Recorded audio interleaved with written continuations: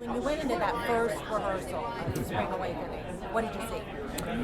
I saw a group of young professionals, shockingly young, Yeah. some of them were 15 years old, in a room for people, of which I was the oldest, Yeah. I'm 54, Yeah.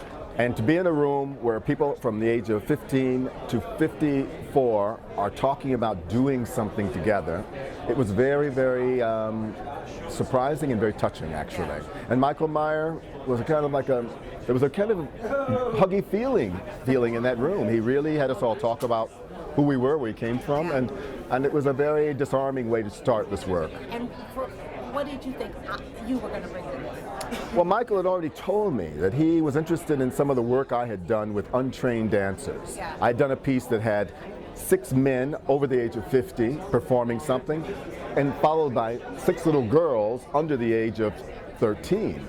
So I knew that it was going to be different, and I didn't know how different it was going to be.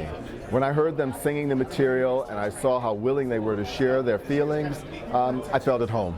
Now, The Bitch of Living, one of the great, You can say that, huh? one of the great theater numbers really of all time. Why did you have him jump up on the chair? What are you doing? Well, you know, that song is talking about everything any young person feels when nobody understands you and you are angry and rebellious. And I told them I wanted them to channel every rock star they'd ever seen. I said, think of Jim Morrison, think of Mick Jagger, you know, think of Jimi Hendrix, everybody who is saying, to hell with the world.